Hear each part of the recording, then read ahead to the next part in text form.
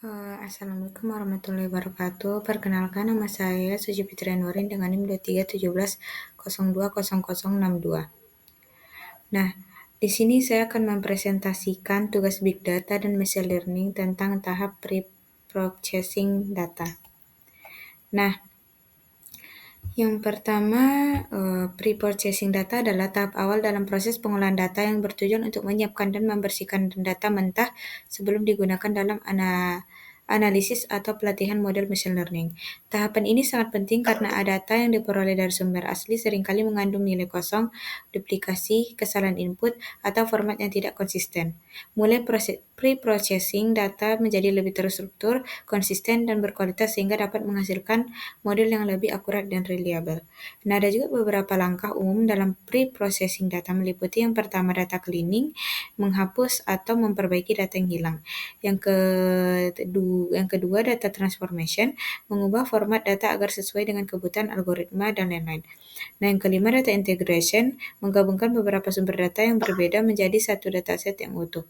Nah, yang keempat data reduction, yaitu mengurangi jumlah atribut yang tidak relevan agar proses analisis lebih efisiensi tanpa mengurangi kualitas informasi.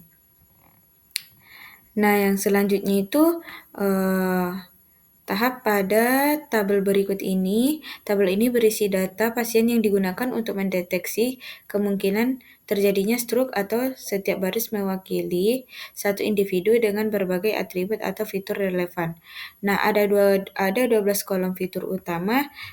Nah, yang fitur pertama itu ada fitur ID, di mana fitur ID ini nomor urut unik yang diberikan untuk setiap individu dalam dataset yang berfungsi sebagai identitas data.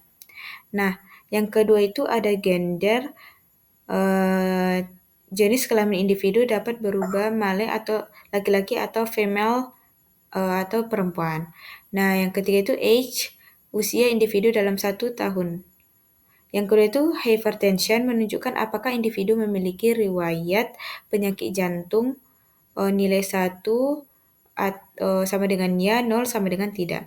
Nah, ever married itu status perkawinan individu, nilai yes yang menunjukkan pernah menikah, sedangkan no berarti belum menikah. Nah, yang bagian work type, jenis pekerjaan individu, contohnya private self-employed atau job dan lain-lain. Selanjutnya itu jenis tempat tinggal individu, yaitu urban atau perkotaan atau rural. Nah, yang selanjutnya itu lagi bagian average glucose, yaitu rata-rata kadar glukosa dalam darah atau nilai tinggi dapat menunjukkan risiko diabetes yang berkaitan dengan stroke. Nah, selanjutnya itu bagian BMI atau Body Mass Index. Indeks massa tubuh yang itu ukuran berat badan relatif terhadap tinggi badan, nilai yang di dalam dalam kutipan 2 tanda tanya itu berarti data hilang atau missing value.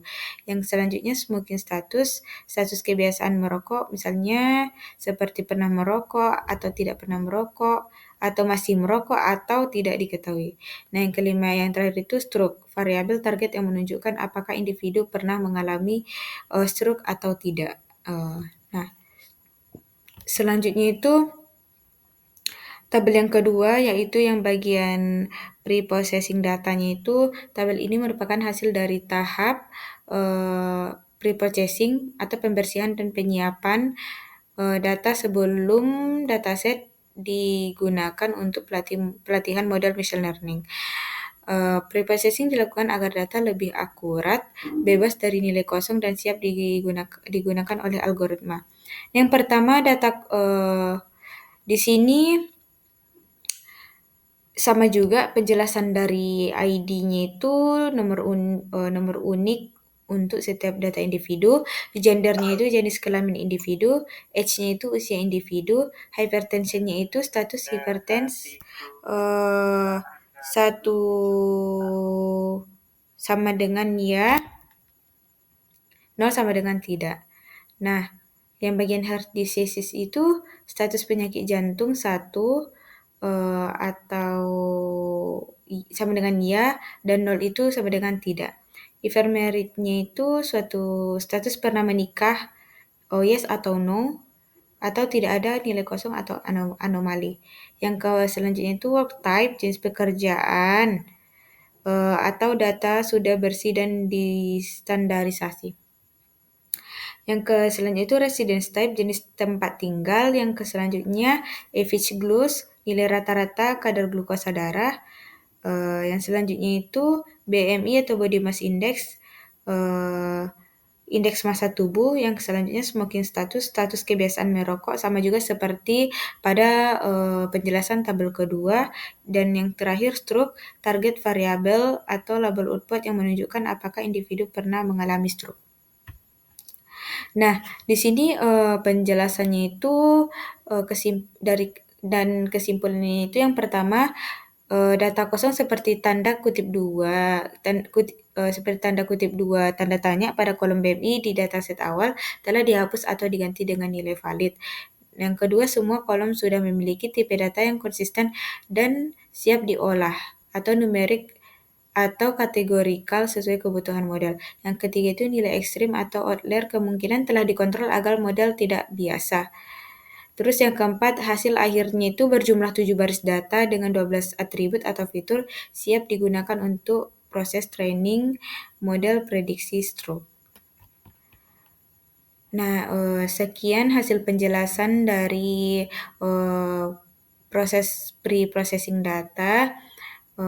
Bila ada kata-kata yang salah atau kekurangan kata-kata, saya mohon maaf.